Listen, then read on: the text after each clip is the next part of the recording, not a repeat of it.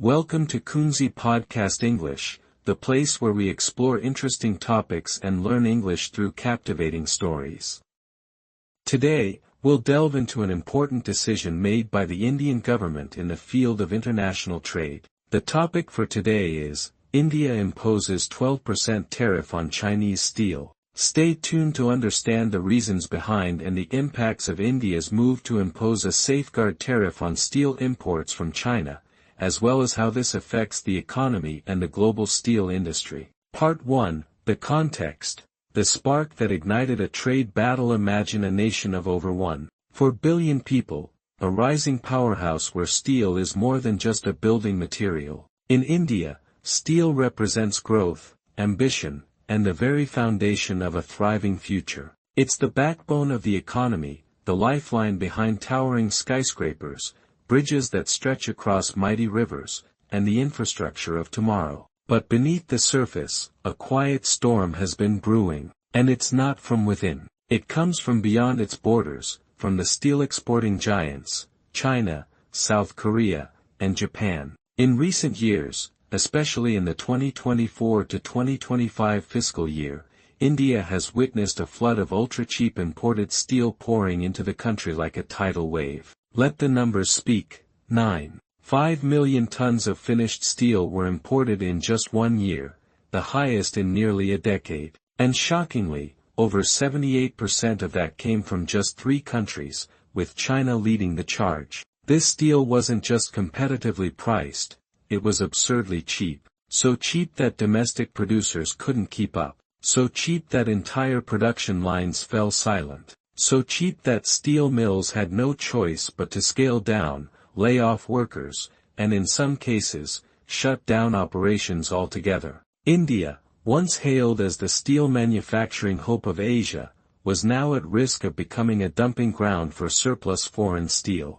And perhaps the most alarming reality, India became a net importer of finished steel for 2 consecutive years, a status unseen in recent history. This wasn't just about prices anymore. This was an economic war for market dominance, a survival crisis for Indian steel manufacturers. And in every economic battle, when the internal industry weakens and external pressure builds, the government's intervention becomes inevitable. So the question was clear: would India stand by and watch its steel industry crumble? Or would it strike back with a calculated, strategic move? The answer came in the form of a bold decision, a 12% import tax. But why now? Why 12%? And what ripple effects will this decision cause? Part 2, India strikes back, the 12% safeguard tax and a warning shot. April 21, 2025. A sudden announcement from the Indian government sent shockwaves through the steel industry across the region. No more warnings. No more backdoor meetings. India is officially taking action. They declared the implementation of a temporary 12% safeguard tax on certain imported steel products, an action that is not just economic, but also a declaration of power to the world. We will not allow our national industry to be drowned in a flood of cheap steel from abroad. What does this measure mean? It's what is known as a safeguard tax, a legal tool permitted by the World Trade Organization, WTO, when a domestic industry is seriously threatened by an influx of dumped goods. And this isn't a permanent tax. The 12% duty will be in effect for 200 days, or nearly 7 months, but the interesting part is, no one knows what will happen after that. The tax could be extended, increased, or even removed. It all depends on market developments and reactions from exporting countries. This leaves the steel market in a state of tense anticipation. Although the Indian government made it clear that this measure isn't aimed at any particular country, everyone knows, China is the primary target. Why? Because over half of the cheap steel flooding into India recently has come from China. China has used the surplus export strategy to dominate foreign markets, turning India into a dumping ground for Chinese steel for years. But this time, India has said, enough. No longer content to play the role of the silent victim, this 1.4 billion strong nation has struck first, forcing importers to think twice and giving domestic steel mills the chance to breathe easy and prepare to re-enter the race. However, the big question hanging over everyone's head is this safeguard tax just the beginning? How will China respond? And does India have the strength to enter a trade war that could last for years? Because, don't forget, trade is not just about money, it's about strategy. It's about power. It's about geopolitics. Part 3, the proposal and technical reasons behind the bold decision made by the Indian government on April 21, 2025, to impose a 12% safeguard duty on steel imports. There is a story that is far from simple. This decision wasn't made overnight. In fact, it is the result of a long and intense process of research, consideration, and the domestic steel industry's struggle to protect its rights and survival. The story began in December 2024, when steel producers in India repeatedly called on the government to intervene in the market due to the flood of cheap imports that were devastating the domestic steel market. Domestic steel producers were facing severe challenges as they battled against an onslaught of cheap steel flooding in from countries, particularly China, which was siphoning away market share and causing massive losses. When these complaints became impossible to ignore, the Indian government decided to take action. The Directorate General of Trade Remedies, DGTR, initiated a comprehensive investigation to assess the impact of cheap steel imports on the domestic industry. The goal was to gather solid evidence to demonstrate the damage the Indian steel market was suffering. The results of this investigation told a very clear story. Steel imports surged rapidly within a short period. The numbers didn't lie. Within a few months, steel imports into India skyrocketed. A massive influx of steel from countries like China, South Korea, and Japan flooded the Indian market. This not only caused instability for domestic producers but also drove local steel prices down uncontrollably. Domestic steel factories were unable to compete with the extremely low prices of imported steel. Imported steel was priced lower than domestic production costs. This was a major blow. Imported steel was being sold much cheaper than domestically produced steel, leaving Indian producers with no choice but to cut prices. This led to them suffering losses and losing market share. High-quality steel products produced by Indian companies couldn't compete with the imported steel, which was often subsidized or sold below production cost. As a result, domestic producers were unable to grow, and price slashing became the only way to stay in business, pushing them deeper into financial troubles. Domestic producers suffered loss of market share, shrinking profits, and were forced to cut back operations. This crisis in the steel industry didn't just cause producers to lose market share, it forced them to reduce their scale of operations. Some of the larger companies had to lay off workers, close production lines, and even halt operations entirely, as they couldn't withstand the fierce competition. Each day that passed felt like a struggle for survival as they faced unfair competition from cheap imported steel. After gathering enough evidence and conducting thorough analysis, DGTR made a strong recommendation. The government needed to apply safeguard duties on steel imports to protect the domestic steel industry from the damaging impact of cheap imports. Specifically, DGTR proposed a 12% safeguard duty on certain imported steel products to stop the unfair pricing and give domestic producers a chance to recover and compete on a more level playing field. So, why did the Indian government choose to take such a strong step? Firstly, they realized that if they did not act, the domestic steel industry would be completely wiped out. Failing to apply safeguard duties would only lead to permanent damage to the sector, pushing domestic steel producers into decline and causing long-term economic harm. Moreover, analysts and trade experts all agreed that this decision wasn't just about protecting the steel industry, it was about a much larger goal, ensuring the long-term sustainability of the Indian economy, in the face of global competition and international trade agreements. With this decision, the Indian government sent a clear message to steel exporting nations: we will not accept unfair pricing and predatory competition. We will protect our domestic industries. This decision was not only about defense, but also about strategic action. The Indian government understood that they weren't just protecting the steel industry, they were protecting a key sector of the nation's economy from foreign competition that threatened to undermine it. Part 4. Reactions from Indian companies. When the Indian government announced the 12% safeguard tariff on certain types of steel imports on April 21, 2025, leading Indian steel companies did not hesitate to express their strong support. For them, this decision was crucial and life-saving to protect the steel industry in India. Well-known names in the steel industry such as JSW Steel, Tata Steel, ArcelorMittal, Nippon Steel, India Steel Authority of India Ltd. SAIL, quickly voiced their support for the government's decision. But why did they react so strongly?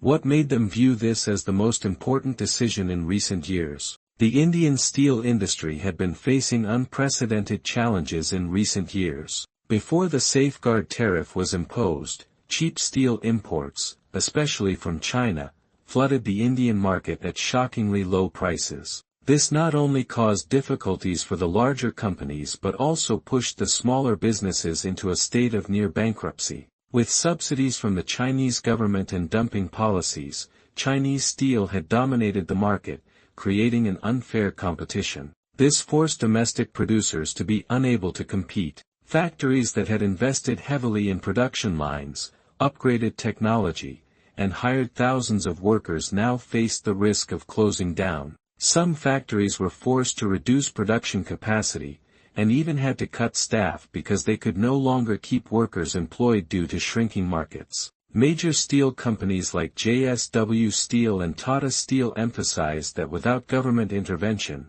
the domestic steel industry would not be able to survive in the long run. They presented compelling reasons to support the safeguard tariff. First, they pointed out that without protective measures, not just the steel industry but the entire Indian economy would suffer severe consequences. Large corporations cannot withstand the price wars of this nature, let alone the smaller businesses, who are easily overwhelmed and lack the capacity to compete. One crucial point is that small and medium-sized enterprises, SMEs, in the steel sector, which are more vulnerable than larger firms, have been the hardest hit by the unbalanced competition with Chinese steel. These smaller companies, reliant on domestic orders, cannot access the same government support as the larger firms or invest in advanced technology. They were forced to sell steel at lower prices, which caused a decline in profit margins, leading them to cut operations and lay off workers.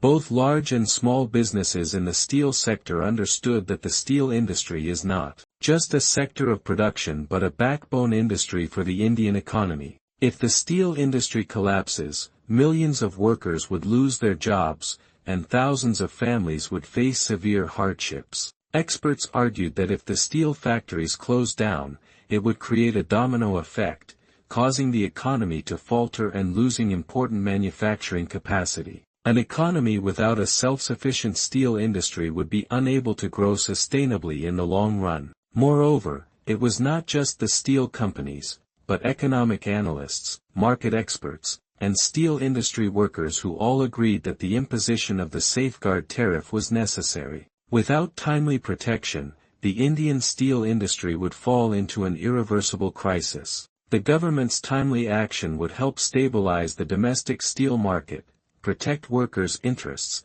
and ensure the economic security of the nation. Major companies like Tata Steel, JSW Steel, and ArcelorMittal Nippon Steel continually emphasized the importance of the government's immediate intervention. For them, this is a strategic move to maintain India's position in the global steel market while also providing smaller companies the chance to grow and survive. It is clear that the government's decision will provide the steel industry with a fresh breath of life, creating a fairer competitive environment and helping protect one of the country's most strategic industries. Part 5. Impacts on China and the global market. Impact on China. When India announced the 12% safeguard tariff on imported steel from certain countries, China became the most directly affected country. Why?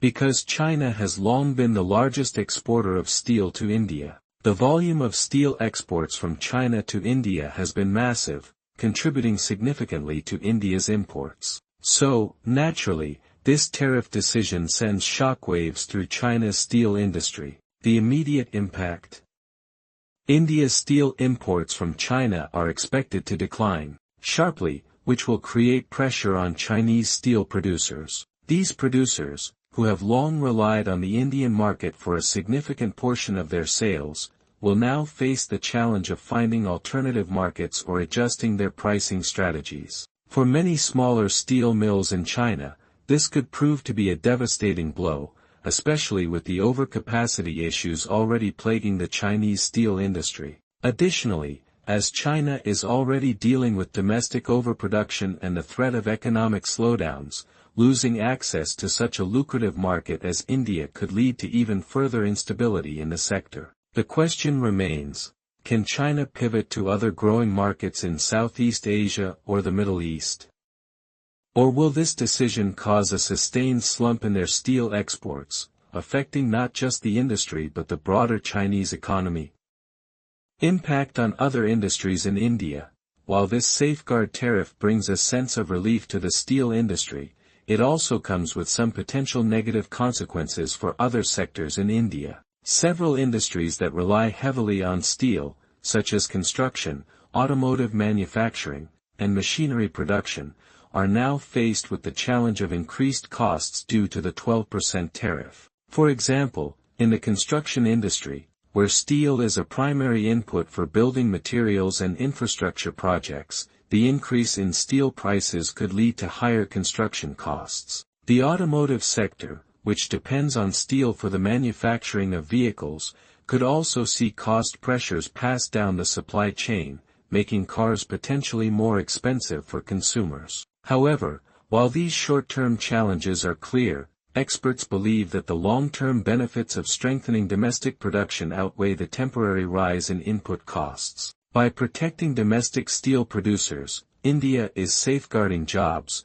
securing the country's steel production capabilities, and reducing its dependence on foreign imports. Over time, this could boost India's industrial self-sufficiency, helping India grow its own manufacturing base, which would then benefit other sectors of the economy in the future. On the global stage, India's move could spark a global trend in trade protectionism, especially in the steel sector. India is not the first country to implement such measures, but it is among the largest markets to take this step in recent years. The question now is whether other countries will follow suit, especially as steel overproduction in certain countries, like China, continues to be a global issue. This could be the beginning of a global wave of protectionism in the steel industry. Other nations, facing similar challenges, may begin to impose their own safeguard tariffs to protect domestic industries from cheap imports. Europe, the US,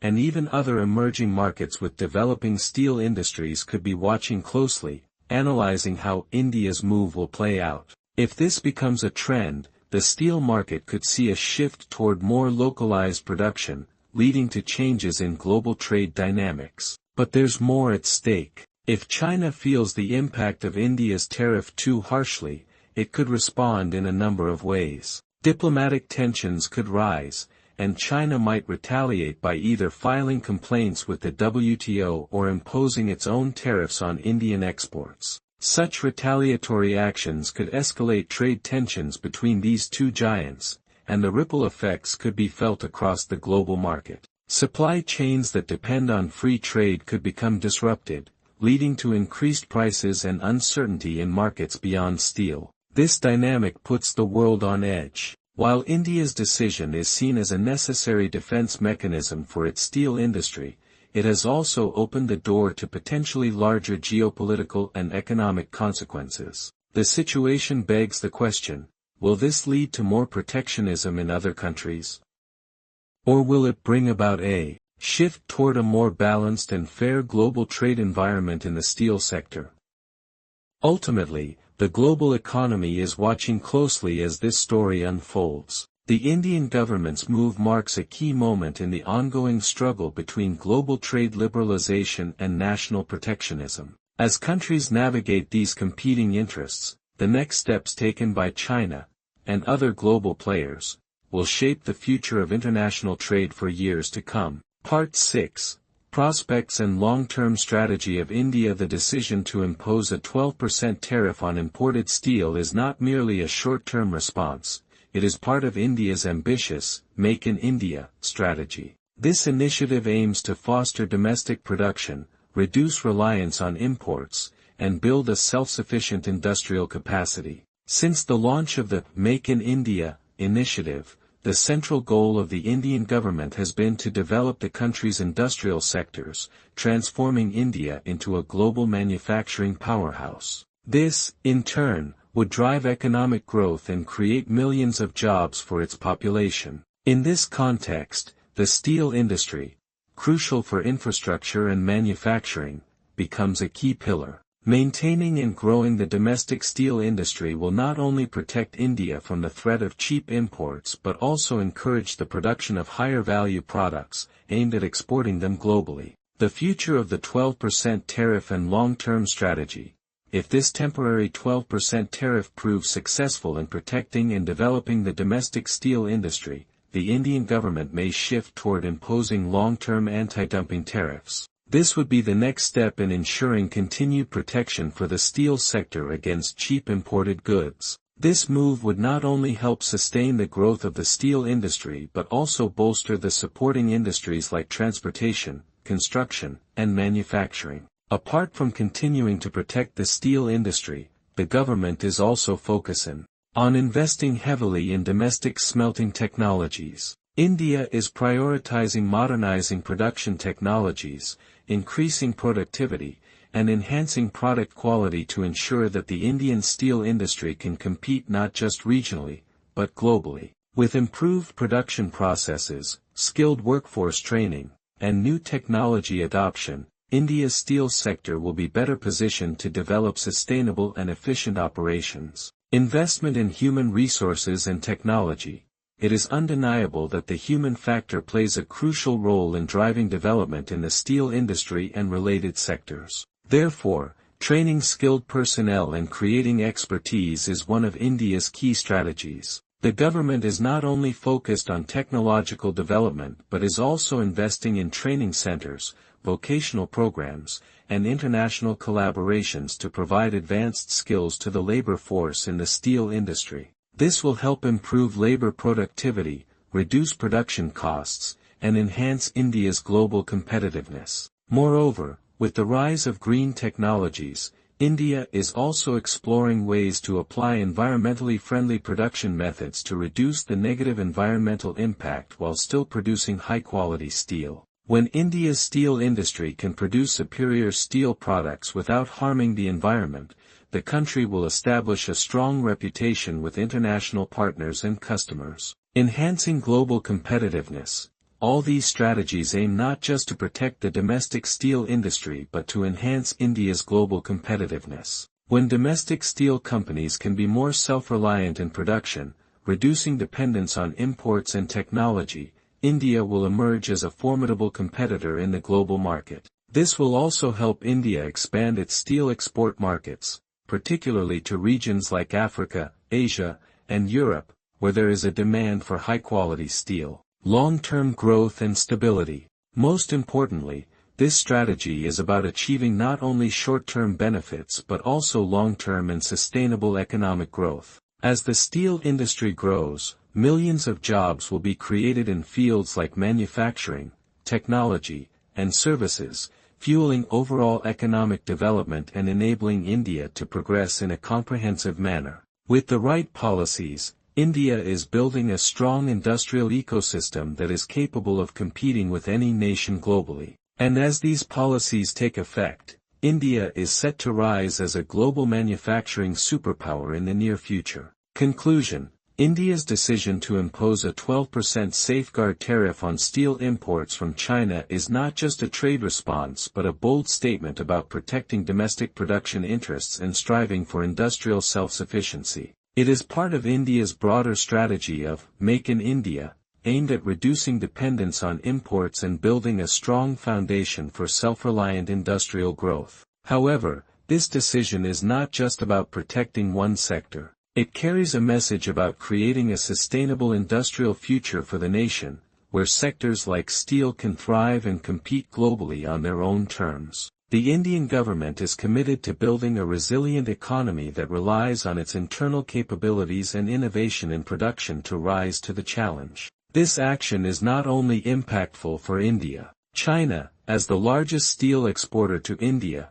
will face significant negative consequences from this decision. However, it also opens a new door for India, where its domestic steel industry can develop confidently and grow sustainably without the unfair pressure of cheap imports. Looking beyond, this is not just the story of one industry. It represents India's long-term struggle to build an independent, self-sustaining, and powerful economy. If this strategy succeeds, it could reshape the economic landscape of the entire region and create a new development model, where nations rely on themselves to generate long-term prosperity without external dependencies. Through these steps, India is not just protecting its steel industry, but preparing for a future where the country will not only be a consumer, but also a global manufacturing leader. Thank you for listening to today's podcast episode.